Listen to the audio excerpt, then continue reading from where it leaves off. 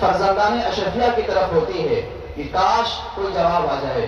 آخر اہل سنت بے سہارا تو نہیں ہے، اہل سنت کے عقائد و معاملات بے دلیل نہیں ہیں، سب کے دلیلیں موجود ہیں بحمدہ تعالیٰ۔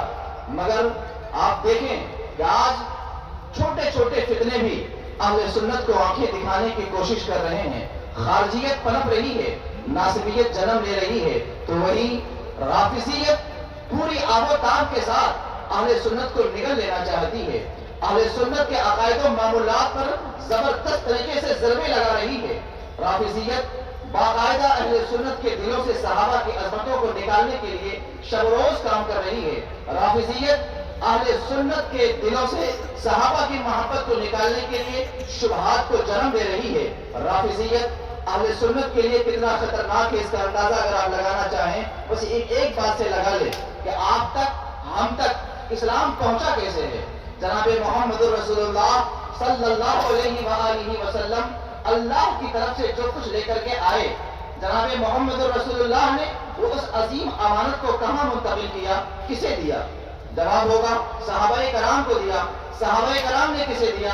جواب ہوگا تابعین کو دیا۔ تابعین نے اس امانت کو کسے منتقل کیا؟ تابع تابعین کو دیا۔ سلسلہ وار یہ امانت ہمارے پاس ہے اور انشاءاللہ اس سلسلہ وار قیامت تک یہ امانت منتقل ہوتی رہے گی۔ اگر اوپر سے آپ دیکھنا چاہیں کہ اللہ نے جو امانت محمد رسول اللہ کو دی تھی وہ کس طرح سے ہم تک پہنچی، اور جب نیچے سے آپ دیکھنا چاہیں کہ ہمارے پاس دین کیسے پہنچا، ہمارے اساتذہ کے ذریعے سے، ان کے پاس کیسے پہنچا، ان کے اساتذہ کے ذریعے سے اوپر پہنچ جائیں، تو ایک عظیم ترین کڑی ہے جسے صحابہ کہا جاتا ہے۔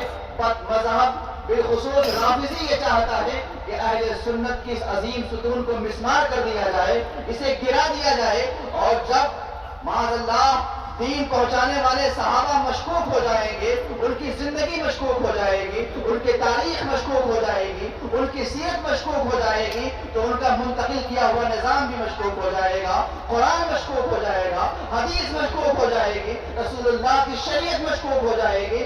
یعنی دین متین کو باطل کرنے کے لیے رسول اللہ کے صحابہ کو نشانہ بنایا جا رہا ہے۔ میرے آقا کی وہ حدیث آپ یاد کریں جب میرے آقا نے یہ ارشاد فرمایا تھا کہ جب مذہبیاں پھیلیں یا میرے صحابہ کو برا کہا جائے تو عالم پر فرض ہے کہ وہ اپنا علم ظاہر کر دے، اگر وہ ایسا نہیں کرتا تو اس پر اللہ کی لعنت ہوگی، فرشتوں کی لعنت ہوگی، تمام لوگوں کی لعنت ہوگی۔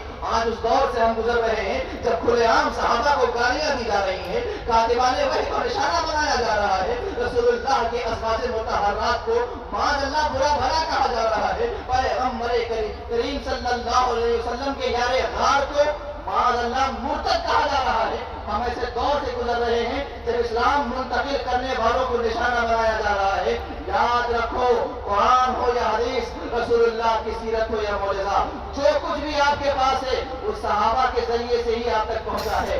اگر وہ قابل اعتبار نہ رہے تو ان کی پہنچائی ہوئی باتیں ساری کے ساری مشکوک ہو کر کے رہ جائیں گی۔ لہذا او فرزندان اشرفیہ، او طالبان اشرفیہ، او عظیم اساتذہ، میں آپ سے گزارش کروں گا کہ آپ یہ عظیم ذمہ داری کو سنبھالیے۔ ہمارے اکابر نے ماضی میں ایسا ہی کیا تھا۔ تو فیصلہ شریعہ کا زمانہ دیکھیے، علامہ حیدر علی فیض آبادی کی کتابیں دیکھیے، علامہ رشید الدین خان دہلوی کی کتابیں دیکھیے، ہمارے اکابر بدایونی علماء کی کتابیں دیکھیے، خود امام اہل سنت کی کتابیں دیکھیے۔ دور نہ جائیے، جب ماریرہ مطہرہ کا نام لے کر کے مسئلہ افضلیت کا حملہ کیا گیا تھا تو اس عظیم مرد مجاہد جس کو سرکار نوری میاں کہا جاتا ہے، ایک نہیں چار کتابیں لکھی تھی اور یہ ثابت کر دیا تھا کہ ماریرہ مطہرہ کا وہی عقیدہ ہے جو 1400 سال سے امت مسلمہ کا عقیدہ ہے۔